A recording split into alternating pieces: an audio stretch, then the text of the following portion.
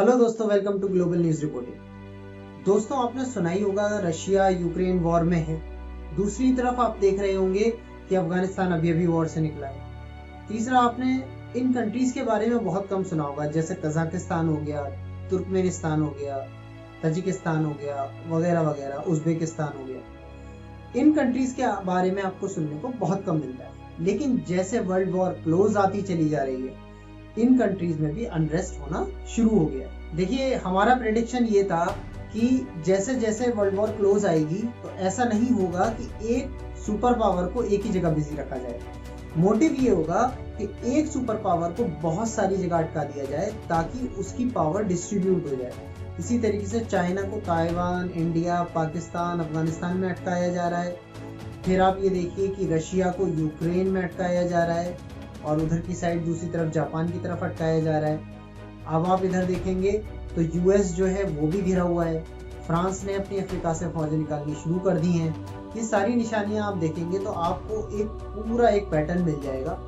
अब यहाँ पर जो मैं आपको न्यूज देने जा रहा हूँ उसमें फिर से, क्योंकि रशिया इन्वॉल्व नहीं था अभी तक, सीरिया में इन्वॉल्व था रशिया और उधर की साइड यूक्रेन में इन्वॉल्व करने की कोशिश की जा रही थी रशिया को। तो रशिया को एक और जगह पे अटकाने की अब कोशिश की जा रही है, वो है कजाकिस्तान। आज भी एक कमेटी बनी हुई है CSTO, जो सोवियत यूनियन के खत्म होने पे बनी थी, और ये इन्हीं सारी कंट्रीज का ग्रुप है जिनसे मिलकर सोवियत यूनियन था पहले। तो अब ये ग्रुप जो होता है ये इंश्योर करता है कि कहीं भी अनरेस्ट होगा तो वो फौजें वहां आ जाएंगी। कजाकिस्तान के अंदर 2 जनवरी को एक ऐसा इंसिडेंट हुआ जिसने वहां पर एक सिविल वॉर छेड़ दी। हुआ ये कि LPG गैस के दाम बढ़ते हैं। आपको मालूम है कि बैक कौन करता है? $US बैक करता है ये जितने भी फ्यूल प्राइसेस हैं। अब हुआ ये, जहां चाहता है वो वहां पर फ्यूल प्राइसेस को कम या ज्यादा करवा सकता है। जैसे ही गवर्नमेंट ने LPG गैस के दाम बढ़ाए, पब्लिक रोड पर आना शुरू हो गई। आप ये कह सकते हैं कि ऑपोजिशन पार्टी के भी एफर्ट्स रहे कि उन्होंने पब्लिक को इकट्ठा किया और रोड पर ला दिया। पब्लिक रोड पे आने के बाद कुछ ऐसा हुआ कि पब्लिक ने जगह जगह आगजनी करना शुरू कर दी। पब्लिक इतनी ज्यादा थी जो आर्म फोर्सेस थी वो कम पड़ गई। उन्होंने आर्म फोर्सेस पे अटैक भी किया, आर्म फोर्सेस ने उन्हें मारा, उन्होंने आर्म फोर्सेस को मारा। इसमें 18 आर्म फोर्सेस अभी तक बताया जा रहा है कि वो मर गए हैं, यानी पुलिस वाले आप कह लीजिए कि उनकी कैजुअल्टी हुई है। यहाँ पर दूसरी तरफ ये बताया जा रहा है कि 100 से ज्यादा जो पब्लिक है जो प्रोटेस्ट कर रही थी उनको मारा गया। तो पब्लिक अनरेस्ट फैल गया एक तरीके से, पूरी गवर्नमेंट की बिल्डिंग्स जला दी गई। जो पब्लिक प्रॉपर्टी है, जो पर्सनल प्रॉपर्टी है, प्राइवेट प्रॉपर्टी है, सबको नुकसान पहुंचाया गया। जो शोरूम्स है उनको लूट लिया गया। बहुत ही बुरा हाल है कजाकिस्तान के अंदर इस वक्त। जो उसकी स्टेट है, मेन कैपिटल है, उसमें बहुत ज्यादा नुकसान हुआ है। इसी तरीके से जो अलग अलग एरियाज हैं वहां पे सब जगह ये प्रोटेस्ट फैलता चला गया 2 जनवरी के बाद से। जैसे ही 2 जनवरी को ये अनरेस्ट फैलता है तो टोकायेव जो वहाँ के प्रेसिडेंट है वो सबसे पहले स्टेट ऑफ इमरजेंसी अनाउंस करते हैं। स्टेट ऑफ इमरजेंसी अनाउंस होने के बाद जो गवर्नमेंट थी उससे रिजिग्नेशन लिया जाता है, या आप कहते हैं कि उनकी गवर्नमेंट रिजाइन कर देती है और प्रेसिडेंट इस रिजिग्नेशन को एक्सेप्ट कर लेते हैं। अब रेजिग्नेशन तो गवर्नमेंट का एक्सेप्ट हो गया, यानी अब गवर्नमेंट चलाने वाला कोई नहीं है प्रेसिडेंट के नीचे। तो प्रेसिडेंट थोड़े दिन ये देखते हैं कि शायद मान जाए, लेकिन 7 तारीख को ये ऑर्डर पास कर दिया जाता है कि जो भी प्रोटेस्ट कर रहा है उसको टेररिस्ट माना जाएगा और उसको शूट एट साइट कर दिया जाए। और ये भी बता दिया गया कि वार्निंग देने की जरूरत नहीं है प्रोटेस्ट करने वालों को, सीधे गोली मार दी जाए। तो ये एक ऐसा ऑर्डर है, हर जगह पास नहीं किया जाता है।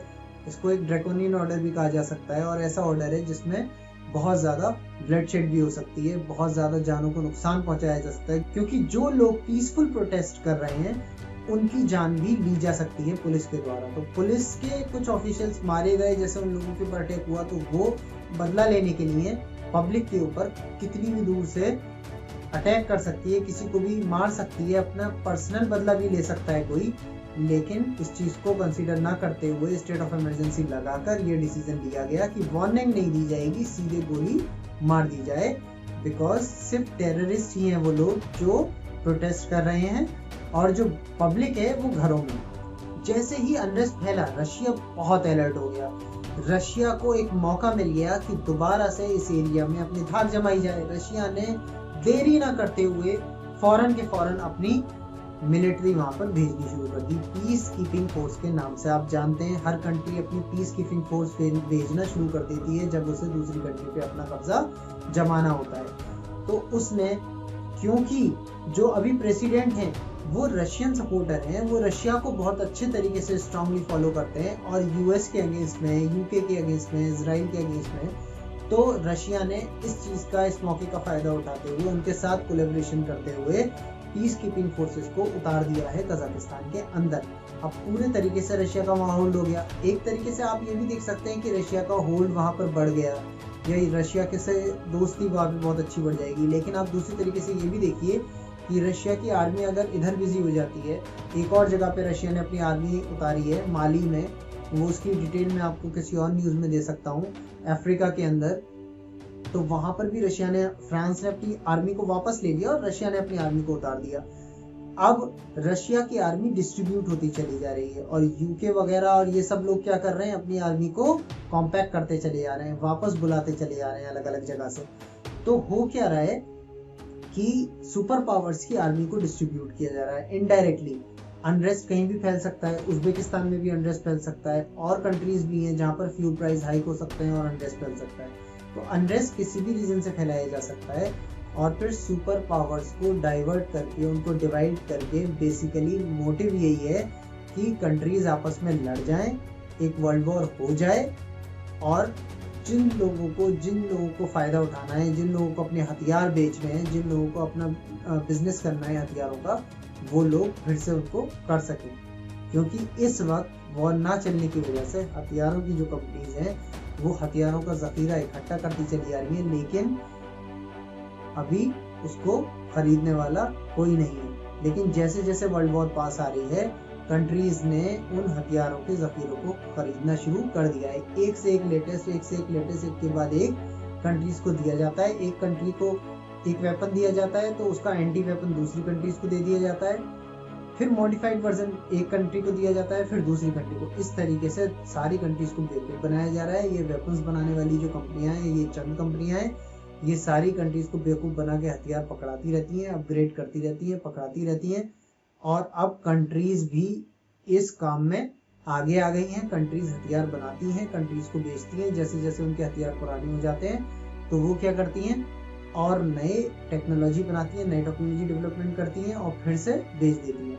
तो वर्ल्ड वॉर ना होने की वजह से या कोई बड़ी वॉर ना होने की वजह से वो बड़े घाटे में। तो आप समझ जाइए ये अनरेस्ट, सिविल अनरेस्ट होते क्यों हैं। Thank you.